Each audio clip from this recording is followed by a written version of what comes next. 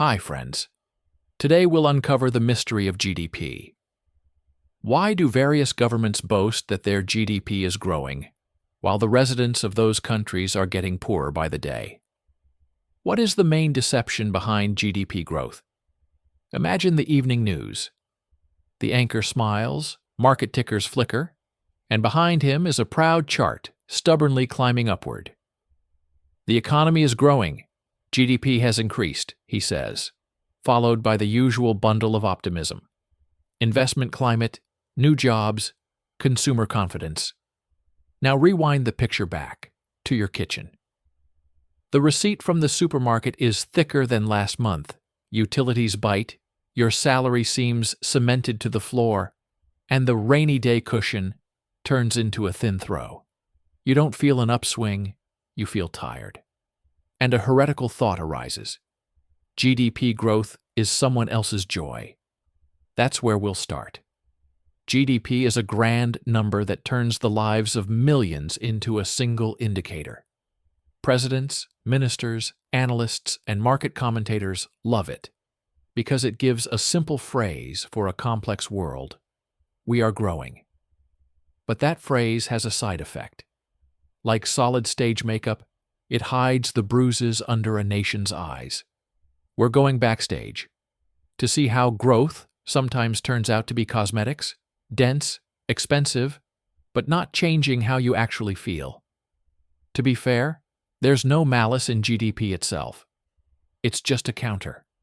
It tracks the sum of all final purchases and services. Someone produced something, someone bought, someone built a road, someone hired a worker. The machine spins, the counter clicks. Its increase means there were more transactions, or they became more expensive. And within that seeming innocence, the first hook is hidden. GDP measures movement, not well-being. If a city is hit by a hurricane and has to be rebuilt from scratch, GDP goes up. If people are sick more often and spend more on medicine, GDP goes up too.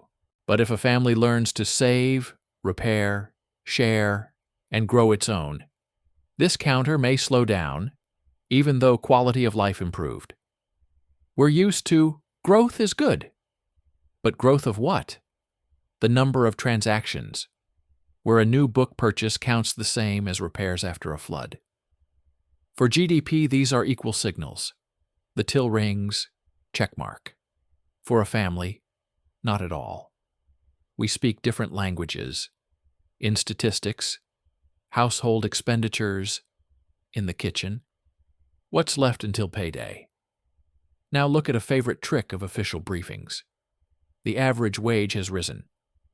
Average, as in the average temperature across the hospital. One banker grants himself a bonus, 10 engineers keep the same salaries, the average rises. GDP adds, because big players spun higher turnover, while the median wallet, the true middle most people live by, hasn't changed. This is the feeling of someone else's joy, when the aggregate number stops being your experience. There's another cosmetic layer, government spending. Suppose the economy stalls, the government turns on the headlights, builds, procures, subsidizes, hands out. That can be right. In a crisis, bridges should be built, not crumble. But here's the paradox. GDP clicks up simply because the government spends more. Source of money? Borrowing, deficit, printing. Today, the counter shines. Tomorrow, the interest bill arrives. If the state hasn't gained real productivity, new high-value added goods, new export niches, this makeup is the first to wash off in the rain. GDP loves the nominal. If prices soar while volumes crawl, you can print a growth headline without a real party. Yes, economists carefully strip out inflation to get real GDP, but in the news stream, that adjustment often gets lost like fine print footnotes. You see an arrow up, you don't see that your basket got pricier faster than the economy grew. Fine, you'll say, but GDP is the global standard. What should replace it? Not replace, supplement. Any complex system needs an instrument panel, not a single gauge. A car with only a speedometer is dangerous. We need other sensors, the ones that capture not the noise of transactions, but the pulse of the family. Median income, what the middle person earns, not the mythical arithmetic mean. GDI, gross domestic income, the income side look at the same thing, which often diverges from expenditure side GDP and tells a different story of the cycle. Household balance sheets, how many net assets people have after debt, how thick the cushion is, and whether housing is affordable not for dream neighborhoods, but for an ordinary street. And we'll have to talk about quality of growth. GDP doesn't distinguish where it rose, in exports of complex machinery or in reheating resource rents, in investments in human capital or in eating through savings for the sake of ratings. The counter clicks all the same. But for a nation that's a different biography. Growing outward is easier. You can burn last year's forest, record timber sales into GDP, and report dynamics. Growing inward is harder. You must educate people, build institutions, endure long payback cycles. Although both trajectories look similar on a chart, one stands on concrete, the other on cosmetic tiles laid over damp subfloor. So why do we still live by the headline GDP growth, as if it alone answers the main question? Are we better off? Because it's convenient. For authorities, it's easy to explain progress with one number. For business, it's easy to fit a macro story into a pitch deck. For media, it's easy to draw an arrow and harvest clicks. But simplicity is bad counsel where the stakes are a nation's confidence in tomorrow. When for years you hear, "We're growing," but at the checkout you feel, "We're shrinking," trust leaves. The number stops being a compass and becomes a signboard. We're not going to smash the old gauge. We're going to put it back in its right place. GDP should remain on the panel, but no longer alone. And to make that obvious, in the next section, we'll unpack its innards. What pieces compose this shiny indicator? Why it adores the quantity of transactions and is so indifferent to human well-being. We'll calmly and meticulously walk through the formula: consumption, investment, government procurement, and net exports. We'll see where deficit seeps in, where inflation hides, where growth masks plain price increases. Then we'll return to the kitchen and compare with reality, where the chart is and where life is. Subscribe.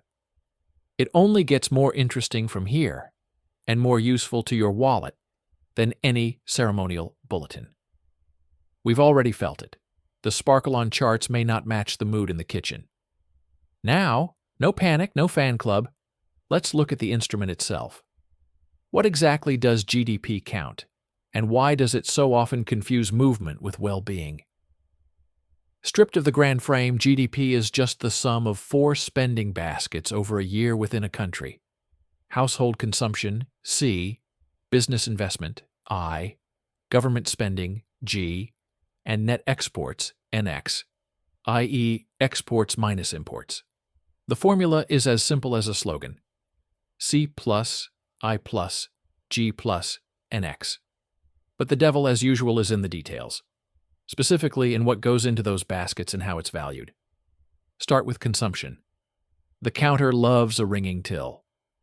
You bought an appliance, got a haircut, paid your mobile plan, into the bucket it goes. Notice something odd. If you fixed the kettle yourself one evening, GDP didn't notice. If you called a repairman and paid, GDP perked up under the heading of growth in services. Non-market activity, childcare, helping the elderly, self-service, barely shows up, even though it shapes quality of life. Free digital services you use daily, search, maps, messengers, are almost off radar too. Price tag 0, so no growth, even though their value to people is huge. Next, investment. That's not only machines and factories, but housing construction, R&D, software, even changes in inventories. A store stocks up ahead of the season. GDP rises even though buyers haven't taken the goods yet. In good times, too much lands on shelves. In bad times, inventories are run down, and GDP suddenly dips, although nothing dramatic happened on the streets. There's also depreciation. Capital goods wear out. GDP doesn't subtract it. That's for net domestic product. So you can grow while sitting on rusting infrastructure. Government spending, our favorite, cosmetics. In statistics, the value of many government services is measured by cost. Public wages, procurement, construction, defense, all enter GDP at what the state paid. Paradox. Raising pay in the public sector or a defense order on paper boosts output even if there's no market valuation of quality. What's more, where the money came from doesn't matter for GDP, tax, debt, printing. The counter clicks the same. The economy looks touched up with deficit foundation, pretty today, tomorrow the interest bill. And finally, net exports. Exports add a plus, imports subtract. That doesn't mean imports are bad. They've already been counted in C&I when tallying your purchases, and now the foreign part must be netted out to avoid double counting. But this is where headlines are born. Growth driven by commodity exports, or imports collapsed. GDP fell. From a family's perspective, these are different stories. In the formula, they're just plus and minus signs. There are several more invisible makeup layers. Imputed rent. If you live in your own home, statistics impute that you pay yourself market rent.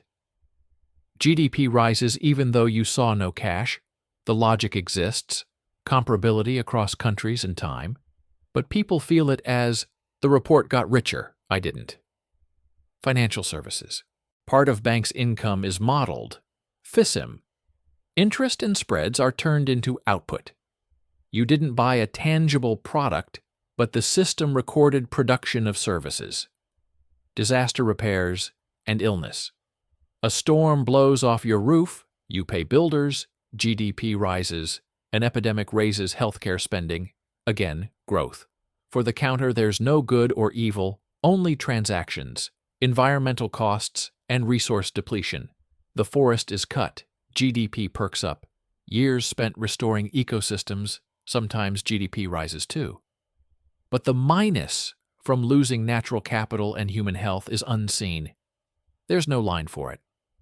That's why green GDP attempts exist, but they rarely make headlines. Quality. Improvements are often accounted for indirectly via deflators and hedonic adjustments, but you feel it. A new smartphone can be twice as useful at the same price. GDP notices nothing. Sometimes it's the opposite. The price rose due to marketing while value didn't. GDP is happy, the family is not. Now, nominal versus real. Nominal GDP rises with inflation even without real increases in goods and services. Economists honestly clean via a deflator to get real GDP. But a deflator is an average. Your personal basket might be inflating faster. So the headline, real growth of 2%, easily coexists with your thought, it's 0% for me. A separate scene, GDP per capita. That tries to get closer to well-being. But traps remain. If population grows faster than the economy, per capita stagnates, while aggregate GDP looks lively. If income concentrates at the top decile, the per capita average inches up, while the median stalls. Exchange rate swings paint wealth, poverty, in dollars, though little changed at home. Why can GDP diverge from the salary feeling for years? Distribution. Labor's share of GDP can fall while profits rises. Big cities pull statistics up. Regions stand still. Star industries add growth, but employ few. Mass sectors slog. Result? The average temperature is fine. Half the patients are shivering. There's a second look at the same economy. GDI, gross domestic income. In principle, GDP, expenditures. GDI, incomes, two sides of one coin. In practice, they diverge. Different data sources, revisions, shadows. When GDI stalls and GDP frolics, that's a warning. The expenditure growth is propped by deficit inventories. Business and household incomes don't confirm the party. Lastly, revisions. The first GDP estimate is a draft. In a quarter, it'll be rewritten. In a year, rewritten more. Politics and markets live by "we're growing" from the advance estimate. Families live by the checkout today. Not a conspiracy, just the mechanics of statistics, but worth remembering. And GDP is about flow, not wealth. It counts how much flowed this year, not how much is accumulated by households. A country can have high GDP and thin household cushions, or modest GDP with healthy family balance sheets, low debt, accessible housing, savings. So when we say, the nation is getting richer to poorer, looking only at flow is like judging health by step count, without taking pulse and blood pressure. Interim takeaway. GDP is useful as one gauge. It catches cycle turns, records recessions and recoveries, and enables international comparisons.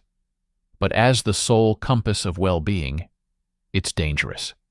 It doesn't tell good from bad growth, can't see distribution, ignores invisible labor and nature, loves deficit as makeup, and confuses nominal with how people feel. Next, we'll shine a different light on the system.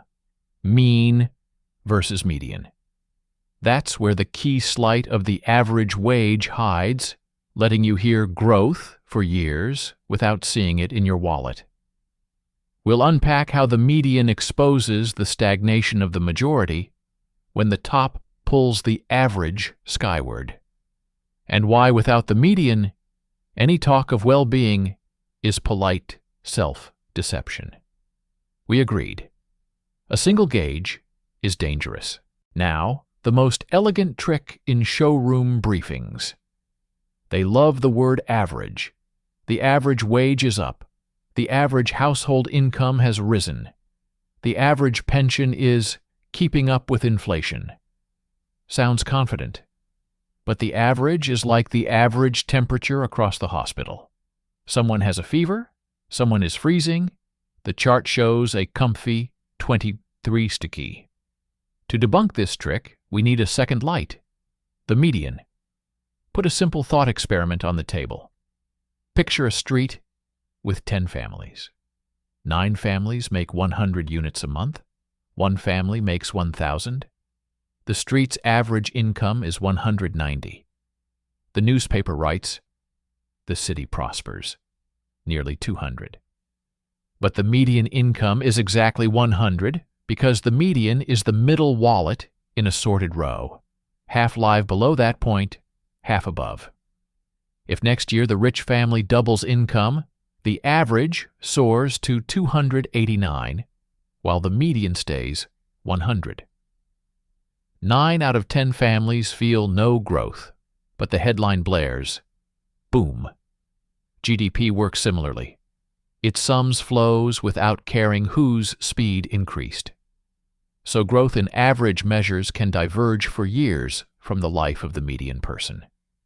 When the top of the distribution accelerates, executive bonuses, owners' capital income, digital monopoly profits, the average rises, the median stalls. That's the someone else's joy effect. The economy, on average, revives. Your basket does not. Why is the median essential? Because it answers a practical, not academic question. How many people are better off? If the median wage grows faster than inflation, the majority truly gets richer. If it lags, the majority gets poorer, even with perky GDP. In countries where leaders look the median in the eye, public conversations get sharper. The temptation to cover a narrow boom with wide fanfare fades. Now look a bit deeper into the kitchen of averages. There's another mirror. Shares across the distribution. What slice of the national pie goes to the top 10, 20, 40%? What's happening to the bottom half's share?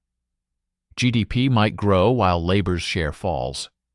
Technology, automation, global competition, and monopoly power tug the blanket toward profits. Headlines say, productivity growth. Wallets feel a prolonged pause. Median pairs well with deciles. Ninth decile income to the median, top to bottom. That's a scissors ratio. How far the successful have pulled away from the typical. If that ratio widens while GDP is lively, get ready for social irritation.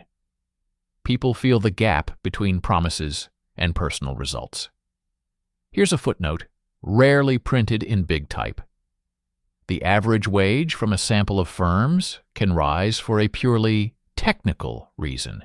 Low-pay firms that went bust drop out of the sample, leaving big survivors with higher pay. The economy hasn't more money. The laid-off fell into the statistical shadows. The average perked up, as if things improved. The median is more sensitive to such touch-ups, especially if computed from tax data, not just surviving firms. What about real baskets? Households spend differently. Some on food and utilities, others on mortgages and education. When inflation hits the items that weigh most in the median basket, food, housing, utilities, transport, real average incomes can look okay on paper, while the median wallet thins. That's why you must compare median after-tax income with the median inflation of the basket, not with an average deflator. There's another quiet thief, underemployment and unstable hours. The full-time average wage might be flat. The economy-wide average might rise because of top-end bonuses, while the median household income, factoring part-time, gig work, stoppages, falls. Hence the feeling, I work more, earn less. GDP is content. Transactions abound. Public spending paints dynamics. Exports ride a price cycle. The chart smiles. Build a bridge to housing. GDP loves construction. Square meters and cement always add to the counter. But the median indicator, housing affordability, price to median income, mortgage payment to median income, quickly reveals the awkward truth. If home prices rise faster than the median income, growth becomes a wall. Young families delay buying, birth rates fall, mobility drops. At the GDP level, a building boom. At the life level, growing unattainability. Fair question. Can the median mislead too? It can, if viewed apart from employment and demography. For example, the median income stagnates not because wages aren't rising, but because the population has more retirees. Then adjust the median by age or look at the median for full-time workers. Another example. The median stands still due to inflows of migrants into entry-level positions. That doesn't mean overall pauperization, but it signals a policy challenge. How quickly to move people into more productive jobs. The honest rule follows. The median isn't perfect, but it's mandatory on the panel. Paired with GDP, it brings the conversation back to the majority. Paired with the inflation of the median household basket, it turns charts into tangible reality. Paired with employment, it separates price illusions from real improvement. One more note on narrative. Political rhetoric loves, on average across the country, it sounds fair. We improved citizens' lives. The honest formula is different. The median household is better off. If you can't say that with your hand on the data, everything else is makeup. How is this used in practice? In some capitals, budget decisions are now tied to median metrics. Subsidies, taxes, tariffs, urban programs are tested against the median household, not the artifact of an average family. It's boring engineering, but it lifts the political discussion out of the world of showroom growth into honest improvement. Now a crucial turn to another source of noise: government spending and deficit. They can brighten GDP for months and years, masking stagnation of median incomes. We'll unpack how this makeup works, who pays for it, through which channels it shows up as growth, how long the effect lasts, and how to tell a crisis IV drip from prolonged makeup. On to government spending as makeup. What exactly makes GDP perky without changing the kitchen mood? And how to tune the instrument panel so these tricks are visible at a glance. We've reached the handiest makeup tube for economic stats: government outlays. It's not an evil wizard and not absolute bad. It's a tool. It can save lives when the patient is in shock, or apply blush so a tired body looks lively in prime time. We won't scold the tool. We'll learn to tell therapy from cosmetics and see why GDP growth alongside a deficit often doesn't resonate with the median household's wallet. Mechanics first. In the GDP formula, G is just like C and I. The government builds a bridge, issues subsidies, raises public wages, increases procurement. The counter clicks. The source of money doesn't matter to the formula: tax, borrowing, printing. The news looks great: movement, construction, orders. The kitchen asks, who pays? The answer is always the same: households pay, either now, taxes and prices, or tomorrow, taxes to service the debt, inflation, belt tightening, or the day after. Less room for future spending. So the first test of any G-flash is simple. What exactly was bought? Time, income, or the future? Break G into 3 piles. Pile 1, automatic stabilizers, unemployment benefits, indexations, school meals, utility subsidies, insurance for the poorest, all switch on when private demand collapses. Like an IV drip, it doesn't cure productivity disease but keeps the body from crashing. GDP is supported. The bottom-end wallets get oxygen. In fairness terms, right?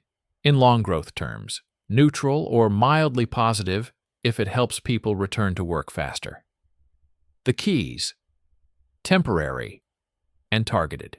If the drip becomes a lifestyle and leaks before reaching the intended, makeup eats the money. Pile 2, public investment. Infrastructure. Roads, bridges, water, grids, healthcare, schools, R&D, digitization of public services, spending that ideally raises potential output. Tomorrow, private C&I grow without the drip. But there are 2 ifs. If projects actually raise productivity, a bridge that connects markets, not a bridge to nowhere. And if they're delivered without dissolving along the way, corruption, delays, double pricing. If it works, the blush is backed by health. If not, the paint on a crumbling facade. Pile 3, current purchases and symbolic projects. Hiring where automation would be cheaper, defense orders that don't spill over into civilian tech, buildings without people and people without tasks, festivals and forums instead of labs. GDP reacts immediately. The median family does not. That's when the state revs the aggregate without leaving a productivity footprint. Now the deficit. Borrowing isn't a sin. Borrowing shifts money from the future to the present. In a crisis, it's normal to borrow and cover a hole. The spending multiplier in a recession is stronger than in a boom. The private sector is scared and hoards cash. The state steps forward. But if deficit becomes a regime, you get a triple cosmetic effect. Today's effect: GDP rises because G rises. Tomorrow's effect: interest payments grow, the same G, but now with no bridges or R&D, just servicing yesterday's makeup. That crowds out useful lines. The day after effect: either higher taxes, median after-tax income stalls, or inflation as taxation without law, or cuts at the worst time. Another disguise: financial repression, hold rates below inflation, to eat the debt. On paper, GDP cheers, nominal flies. In the kitchen, it's a stealth tax on savings. The deposit shrinks in real terms. The median family grows poorer even amid growth. Ask, how do we know G is working, not painting? Use a quick dashboard. Compare GDP and GDI, incomes. If expenditures, GDP, sprint, and incomes, GDI, trudge, you're seeing growth on steroids. The state spends. Private incomes don't confirm the party. Median income and employment. If employment and median after-tax income aren't rising faster than inflation, makeup. Real effect must hit the majority's wallet. Private investment and productivity. After a wave of G, private I and output per worker should accelerate. If not, we ate import composition. If a G burst is driven by imported materials equipment, part of the multiplier leaks abroad. GDP may still rise if exports and I hold, but local effect is weaker. Interest share in the budget. If interest services share of revenues climbs, future G will be eaten by past G. The point approaches where painting costs more than therapy. Why don't people feel growth when G is high? Taxes and tariffs. Say public wages rise. Good for them. But if local taxes, utility tariffs, excises rise alongside, the median family outside the public sector pays for others' blush. C in statistics may even fall because disposable income is eaten by the fiscal tariff part. Chain distribution. Big contractors take the cream. Margin, advances, overruns. Less reaches working hands. GDP counts the full procurement amount. The family sees a thin layer. Localization. Construction is at one end of the map, taxes at another. The local median doesn't get a here and now effect, but gets later and everywhere. Psychology reads this as makeup. It's good on TV. Here it's the same. Deflators and inflation. Real GDP is cleaned with an average deflator, but the median basket inflates faster. Food, housing, transport. You get statistical growth without a real plus in feelings. Now the quality of public spending. There's a rule of 3 T's. In Russian, they were N's. Targeting, timing, trustworthiness. Targeting. Not just spend, but spend where one public unit pulls in 10 private. Examples. Digital infrastructure, logistics, daycare capacity, frees labor, disease prevention, cheaper than cure. GDP may not react instantly, but the median family senses it. Easier to place a child, easier to find work, smaller income loss from illness. Timing. Launch projects without multi-year delays. If money hangs in contractors' accounts and returns for December rush spending, that's expired makeup. Trustworthiness. Predictable rules. Business invests alongside the state only where it doesn't fear sudden course changes. Otherwise, G booms in reports, private I hides under the table. There are anti-cosmetic moves, boring yet effective. Digitization and one stop for citizens and firms cuts transaction costs, raises productivity today. GDP barely sees it. The median family sees time saved from queues. Procurement reform. Open lots. Small purchases for local firms. Anti-corruption simplicity. Fewer exceptions. You didn't increase G, you increased take-home impact. Participatory budgeting and local metrics. Residents, not just the center, allocate part of G. The effect is more visible, the sense of our money grows. The we don't feel it here conflict shrinks. Green and energy efficiency retrofits. Lower utility bills in the same buildings. An immediate rise in median disposable income without raising nominal wages. GDP may not clap, families will. Important caveat. There are times when makeup is acceptable. Panic, disasters, wars, epidemics. When the goal is not improve stats, but survive. Then G closes the gap. and moral score settling is silly. But next comes post-crisis rewiring. Exit makeup mode, refocus on productivity, make G act like an investment director, not a director of ceremonial reels. Without that, society falls into stability without progress. Every year looks pretty. Every year the median basket thins. To avoid that, build a personal instrument panel with simple questions. Is my median income after taxes rising faster than my basket bill? Did housing affordability, price, income, payment income improve this year? How much time did it take to get what depends on the state? Business, certificates, services. What changed in private investment around me? Did places open that I actually want to work at? How did the share of interest service in the national city budget change? If the answers are no, worse, longer, and costlier, that's makeup. If yes, better, faster, closer, that's therapy. At this turn, it's logical to move to another slippery layer, inflation, and the reality of numbers. We already said nominal can mask emptiness. Now we'll see how inflation transfers growth from reports into the sticky fatigue of receipts. Why real GDP can say, all good, when your groceries say, no, and how to tell true cheapening of life from a rebranding of price tags. Next, nominal, real, and inflation. Inflation is that invisible wind that puffs nominal indicators and creates a sense of rapid running even when your legs stand still. Nominal GDP is the sum of all outlays at current prices. Prices rise, the sum rises. The board looks pretty, growth. But to see whether more real goods and services were produced, economists clean nominal with a deflator to get real GDP. On paper, it's simple. In the kitchen, a first problem appears. The deflator is an average basket, while your basket is almost always pricier than average.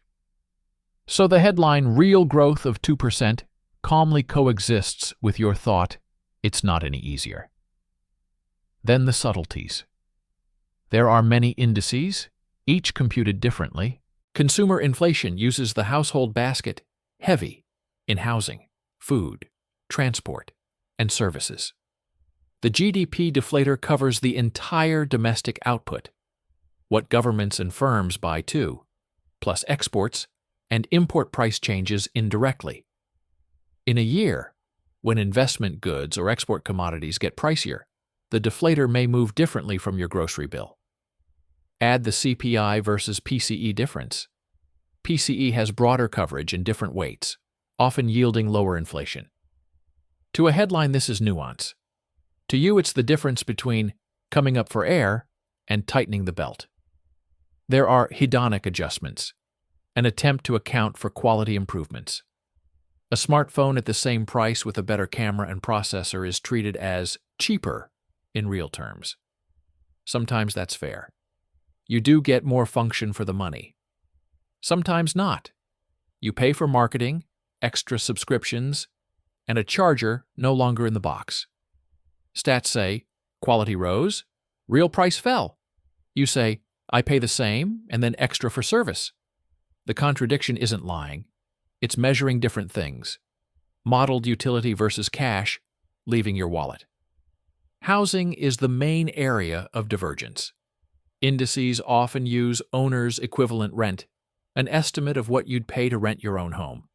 This ensures comparability, but creates lags and optical illusions. The rental market may be cooling. The index will reflect it with a lag. Or the median family's mortgage payment rose today due to rates, while the housing index reacts slowly. Your monthly reality changes faster than the tidy series. Another trick of everyday life. Shrinkflation. Packages get smaller, recipes cheaper, services trim features, the sticker price stays. For indices, that's a trap. Sometimes quality adjustment catches it. Sometimes it slips through. For the family, it's direct wrench. Same price, less product. Inflation is uneven. Services often rise differently from goods. Imported goods absorb currency and global chains. Services reflect local wages and rents. If you spend heavily on utilities and transport, your inflation exceeds that of a family spending more on electronics and entertainment. That's why it helps to watch not only the headline index but also median or trimmed mean inflation that strips out the most volatile items. These show the sticky background that eats your gains month after month. There's also distributional inflation. The same index hits groups differently. For the young, housing costs hurt more than for homeowners. For the elderly, medical services matter more than gas. For low incomes, food inflation is a bigger blow than gadgets. When a politician says inflation is easing, some people genuinely don't understand. Their basket is rising faster than average. This perception gap erodes trust in macro stories. Now, wages. Real wages are nominal minus inflation. If inflation runs ahead, you grow poorer even with GDP growth. At the aggregate level, the dynamics can look pretty.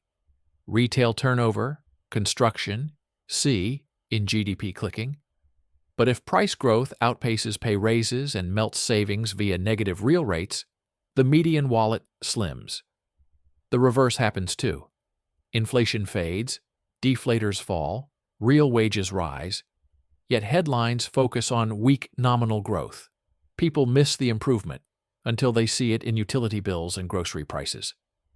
Inflation masks structural problems. Budget deficits hide behind nominal growth. Plan performance hides falling real output per worker. Nominal GDP shines, a credit boom props consumption. And a year later you discover the private sector is overlevered, interest ate free cash, and C slumps. If we watch not only GDP but also real median wages, household debt service, housing affordability, and clean core inflation indicators, we'd get fewer surprises. Exchange rate and imports. Another channel. A weaker currency instantly lifts prices of imported goods and components, and through them, local goods and services. The GDP deflator can capture this differently than CPI. On the board, nominal growth, exports look bigger in foreign currency. Exporters' incomes support the aggregate, while the median family pays more for everything linked to imports: fuel, tech, medicine, building materials. Remember base effects too. Inflation fell from 10 to 5, sounds like victory, but if there was a prior price spike, you live on a new, higher shelf. A slower pace doesn't bring back old prices. It just means we're climbing more slowly now. For life to get easier, real incomes must outpace the current price rise, a harder feat than it sounds. How not to get fooled by this nominal carnival? First, compare any GDP growth with real income and employment indices, median after-tax income, real wages, the share of full-time jobs. Second, watch sticky inflation. Median, trimmed mean, sticky price baskets. They show the background that matters. Third, compare with your basket. Housing, price income, payment income, food, transport, utilities. If those items rise faster than your income, formal improvement won't help you. Fourth, track rates and deposits. Negative real returns are a stealth tax on savings that makes you poorer even with growth. Here's the good news. Inflation isn't omnipotent. When productivity rises, output per worker increases, logistics get cheaper, digitization cuts transaction costs. Life improves even if nominal behaves oddly. The key question is always the same. How much faster is value created per person? If the answer is not faster, any GDP growth amid inflation is makeup. From here, we naturally move to growth quality. Since inflation can turn the quantity of money into an illusion of plenty, it makes sense to see what growth is made of investments that raise the economy's potential, or of eating through savings that leaves prettily lit ruins.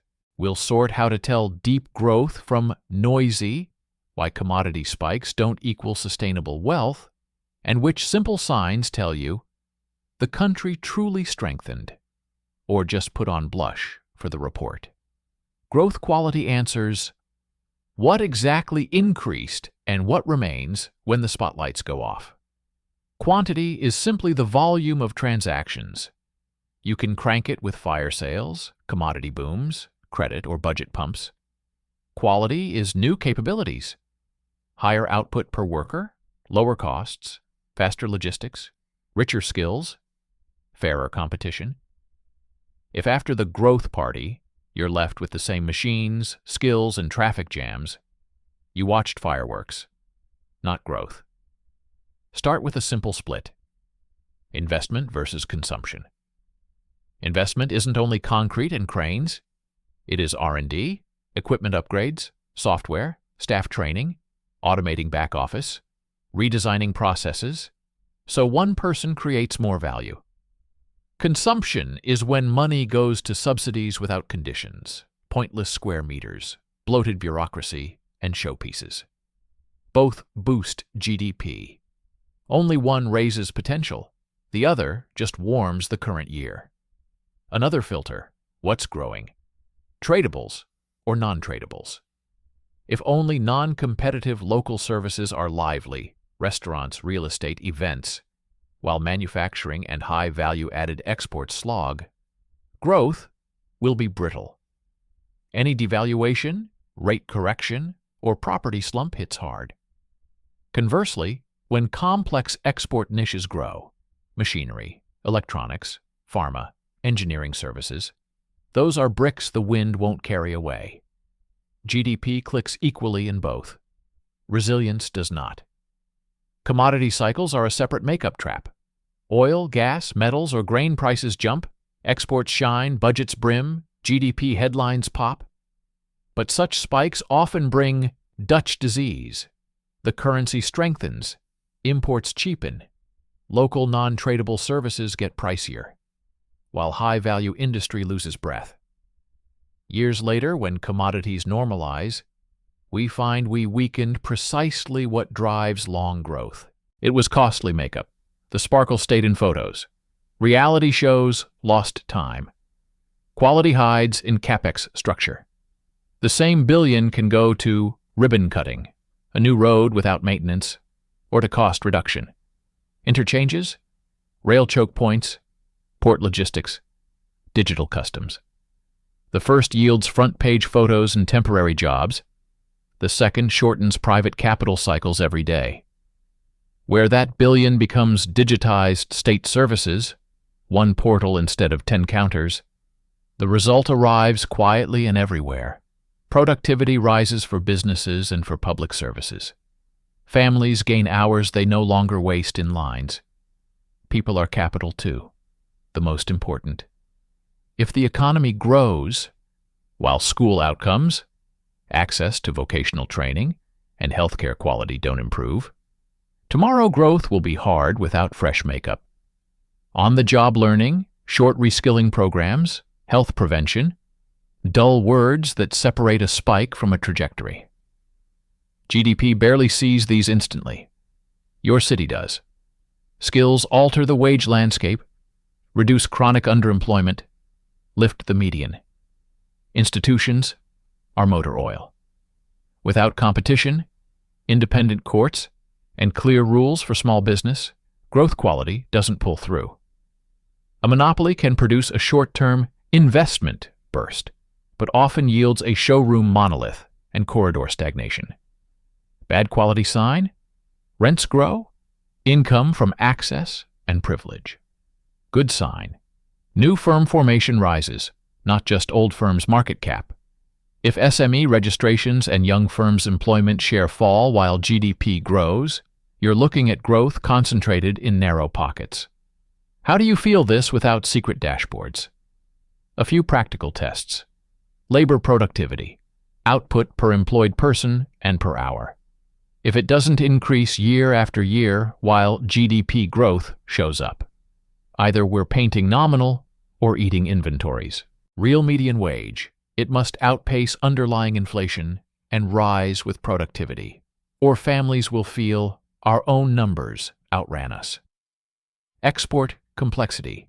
Is the basket getting more technological, or do we spin around commodities and construction? Housing affordability. Price to median income and mortgage payment to median income. If those improve, growth is truly for people. Infrastructure reliability. Fewer outages and losses. Power, water, logistics. GDP can shine while you sit in the dark. Growth quality at such a moment is zero. Quality differs in balance sheet footprints too. After good growth, the private sector's debt relative to income is lower, family cushions are thicker, banks have fewer bad loans, firms invest more in intangibles, software, brands, data processes. After bad growth, the opposite. Debt loads up, cheap real assets pile up as collateral, intangible investment is squeezed. There are rare exceptions, but balance sheets rarely lie. The state leaves a footprint as well. When quality is high, a few years later unit operating costs fall for the same service. Schools teach better on the same money, hospitals treat faster with less paperwork. Inspectorates do fewer checks but collect more from real violators thanks to data and analytics. When quality is low, headcounts and budgets bloat without clear effect, and the only line rising steadily is interest on yesterday's deficit. All this talk of quality seems abstract until you step into a depot or warehouse. There you see a nation fast. If equipment dies before its depreciation schedule, if the same road is repaved every year, if water leaks through a new roof, then we replaced maintenance with a facade. GDP won't notice. Repairs are also output. Families notice through time, gas, and nerves. From here, we go to another silent destroyer of well-being: debt, depreciation, and wear. They're like gravity, unseen, but they pull down everything not bolted in. You can draw growth for years on deficit and capex on paper until suddenly interest eats half the new money and infrastructure calls for overhaul, not patching. Next, we'll lift that floorboard. How debt eats tomorrow, how depreciation differs from real wear, why accounting normal often doesn't match the creaks you hear, and how simple indicators warn when a country stopped getting richer, even as the charts still smile. Debt shifts tomorrow's money into today's headlines. It isn't evil per se. Credit builds bridges, launches plants, buys time in a storm. Danger begins when yesterday on credit becomes a lifestyle and interest service the fastest growing budget line. Then GDP growth resembles running up a down escalator. The movement counter is high, height is not. The board still says plus, but that plus increasingly buys a minus later, and it's the median household that pays the bill, via taxes, inflation, reduced services, or higher loan rates. There's simple gravity math. As long as nominal growth, real plus inflation, exceeds the effective interest rate and deficits aren't chronic, the debt-to-GDP ratio can be stable or even fall. Once rates rise, growth cools, or deficit calcifies, dynamics snap.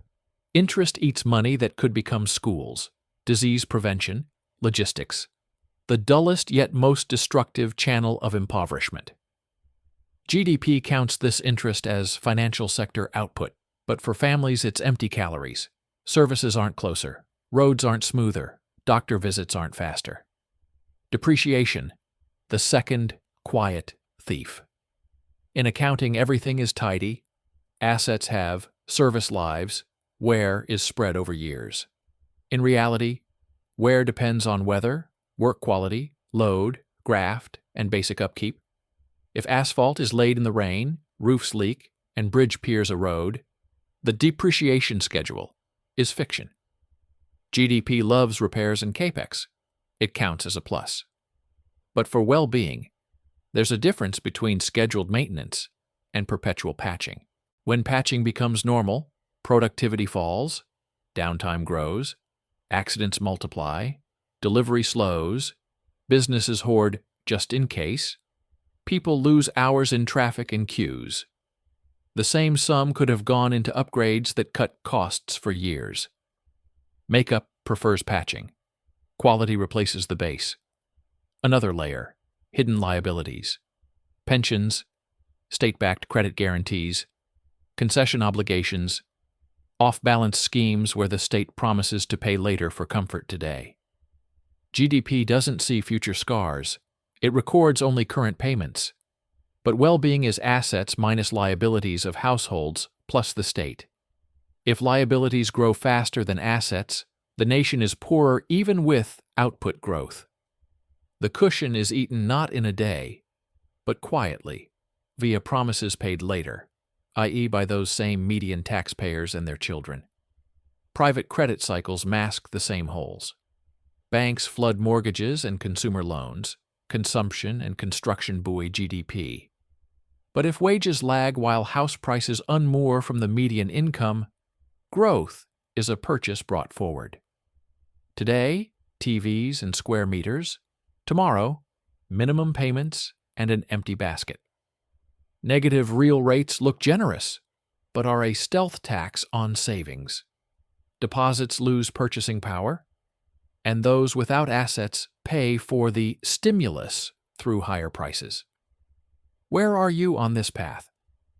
Practical indicators help. The share of interest and depreciation in the budget, does it grow faster than investments in productivity, R&D, logistics, education? Average maturity and rate on debt, have we slid back to short, pricey borrowing that increases shock risk? Household debt to disposable income and mortgage payment share of the median income. Did obligations already eat future purchases? Infrastructure failure rates and network losses. Is your GDP masking a perpetually under-repair country? The share of capex spent on renewing core assets versus true expansion. Did new, in reports, become endless repainting of old? A particularly cruel trap is capex without returns, projects labeled strategic that don't raise output per worker or lower costs. Red flags are obvious. No private investment alongside business doesn't believe and stays away. Negative NPV, closed cost schedule data, December rush instead of phased progress. That's capital makeup. Expensive, heavy, but washed away by the first rain. There's the opposite path. Duller headlines, better life. Maintenance first. Systematic asset audits, prioritizing repairs, when cheaper than replacement, and replacements when cheaper than endless patching. Lifecycle contracting, where the contractor is paid not to deliver an object, but to keep it working for 10 years. Simple open KPIs, hours without outages, delivery speed, cost of an hour of downtime. Such approaches rarely produce GDP spikes, but raise real productivity and median incomes by saving what's dearer than money: time. With this lens, we can return to big stats and place a second shadow next to GDP, GDI, gross domestic income. In theory, economy-wide spending should equal economy-wide income. In practice, they diverge, and during growth via deficit, repairs, and credit, the spending side looks happier than the income side. That signals we're painting the report, not improving the base. Next, we'll look at GDI as a reality detector. What it says about distribution, why sometimes expenditure growth isn't confirmed by income growth, and how, together with the median and household balance sheets, it brings us back to the core, whether the nation is actually getting richer or just its statistics more expensive. GDI is a mirror facing GDP. Where GDP adds expenditures, what was spent on goods, services, investment, government purchases, net exports, GDI aggregates incomes, wages, profits, rent, interest, proprietor's income, production taxes, minus subsidies. In the ideal textbook, the two sums are equal. Every outlay is someone's income. In real-world statistics, a statistical discrepancy often yawns between them. That gap is a handy cosmetic detector. When GDP dances and GDI frowns, you see an economy where the party was paid for, not by rising household and business incomes, but by temporary spending spurts, deficits, inventories, price revaluations. When the opposite happens and incomes run ahead of spending, that's often an early sign of a recovery not yet on display. It's worth reading GDI details at least once. Labor compensation's share shows whether gains go to people as wages and contributions, or sit in profits and interest. Proprietors and self-employment income is the small business thermometer. Steady breathing or a cough? Corporate profits after depreciation and interest aren't just fat. In healthy trajectories, they fund investment and hiring. In unhealthy ones, buybacks and rent defense. Rents and interest swollen beyond measure signal that value added increasingly comes from access and debt machines rather than work and innovation. Finally, production taxes are what the state pulled from circulation. If their growth outruns output, the private sector is squeezed even during growth on paper. But even GDI won't answer the household question. Who holds the money and how thick are cushions?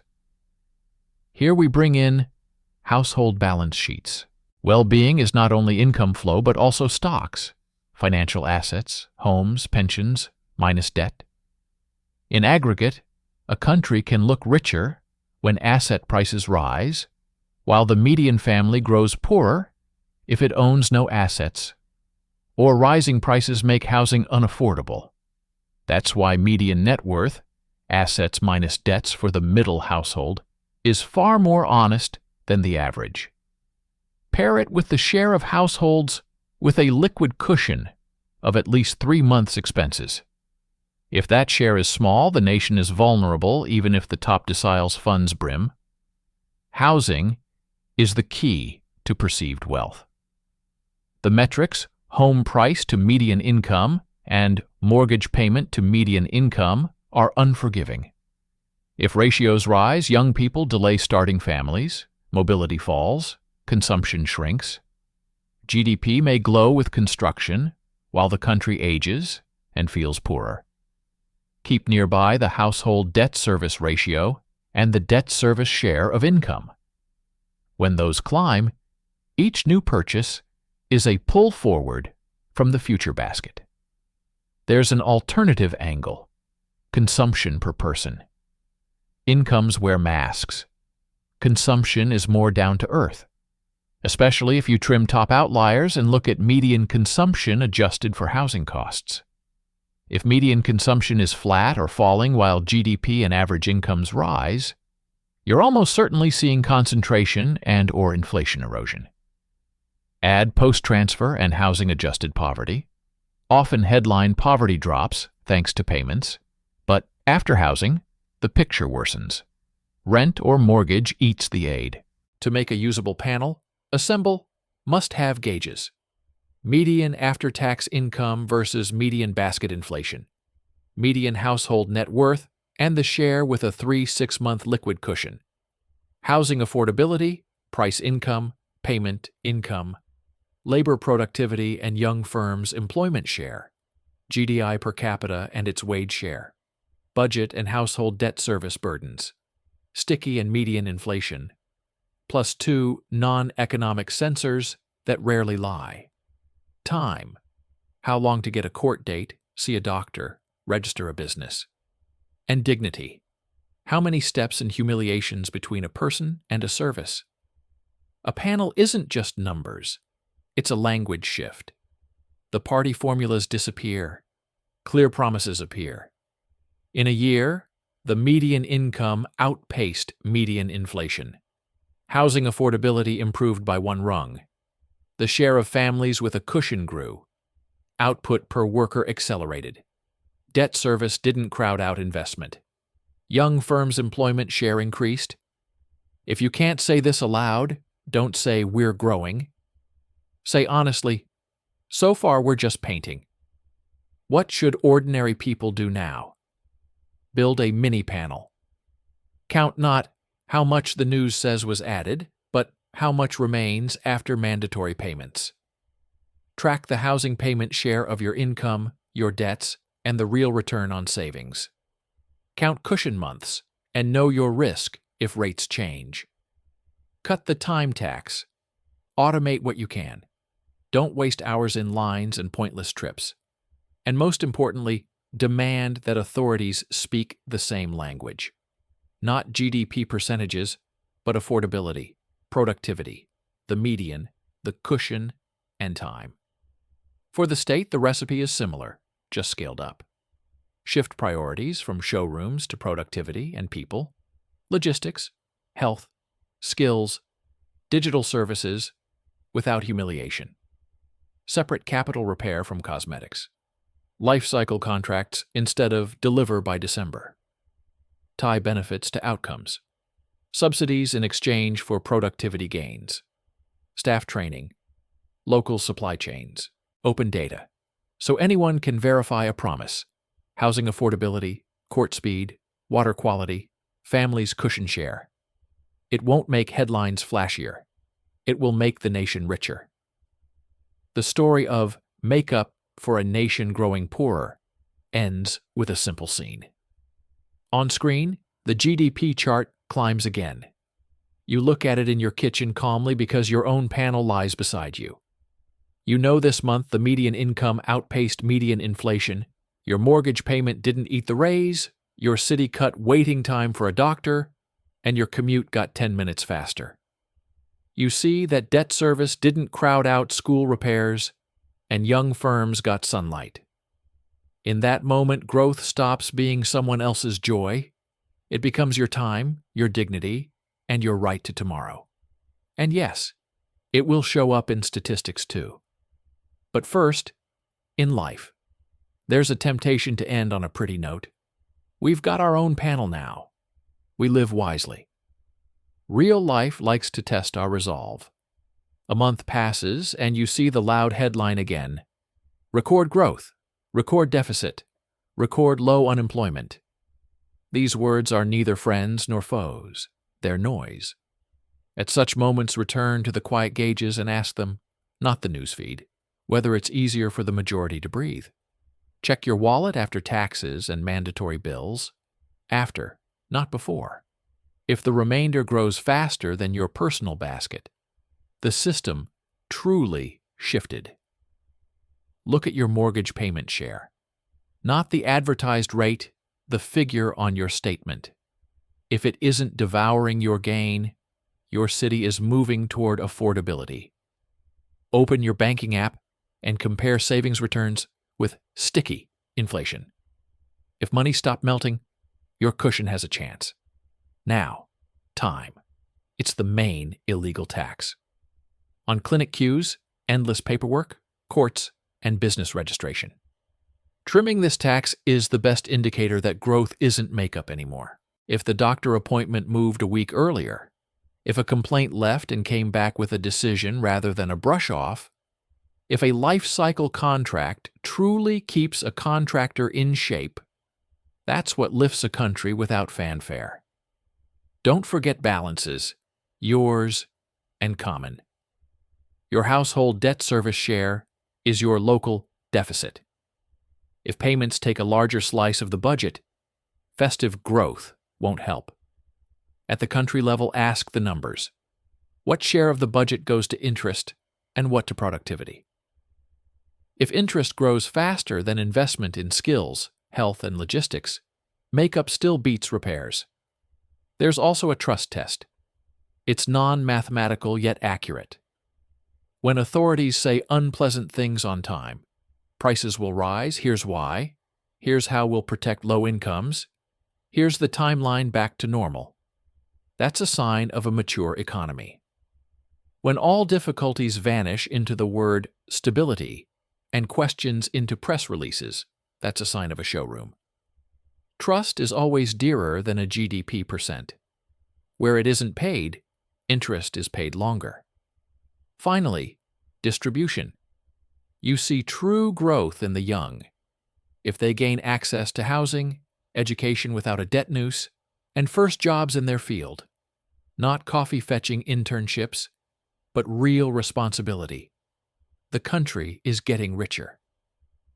If the young stand in line for landlords and lenders more often than for employers, growth from the news hasn't reached them.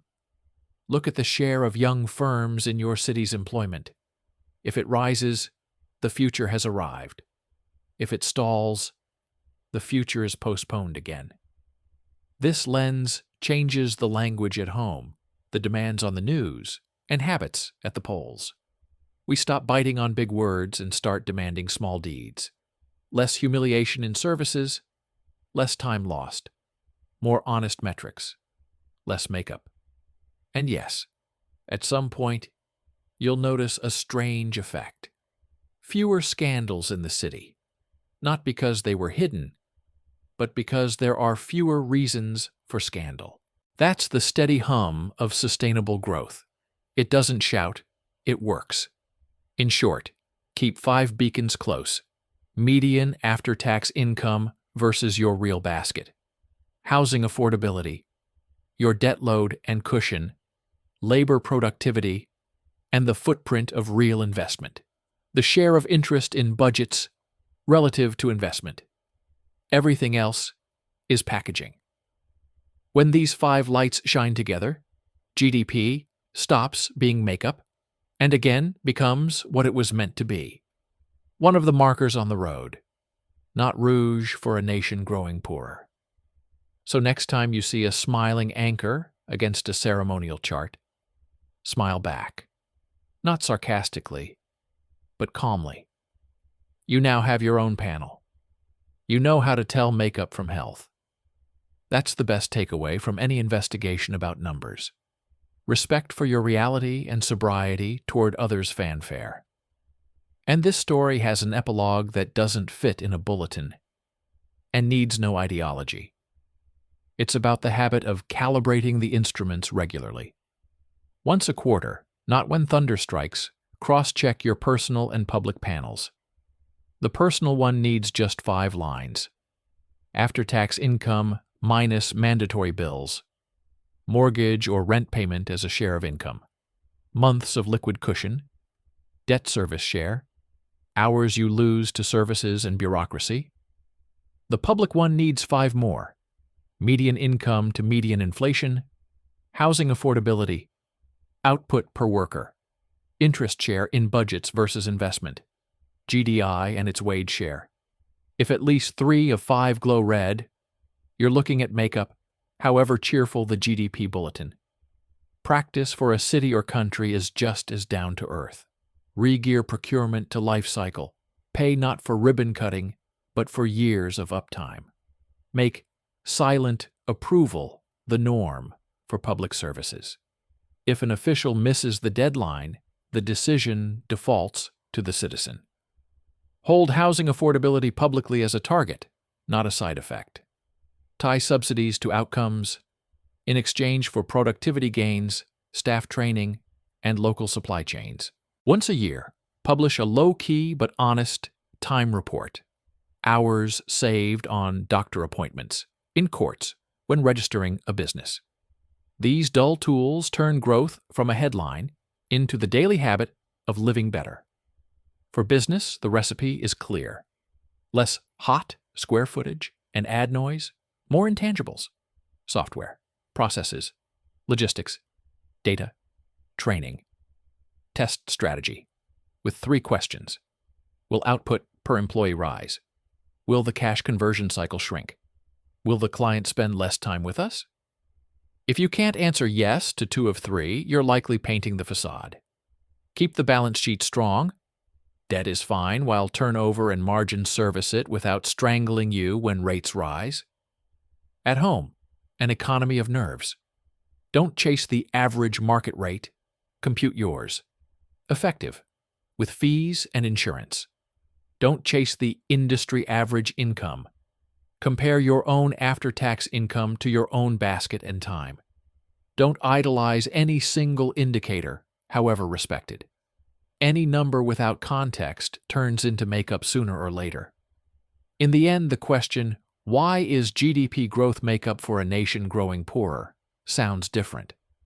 When exactly does it become makeup, and how quickly can we spot it? We have an answer. It's in the discipline of watching the median, incomes, balances, housing affordability, productivity, and interest. It's in the habit of counting time and respecting dignity. When this view becomes normal, charts in the news stop agitating because it gets harder for them to lie. Then growth once again comes to mean life got easier, not it sounded nicer. Like the video if you enjoyed it, and be sure to subscribe to the channel. That's your best thanks. See you soon. Bye-bye.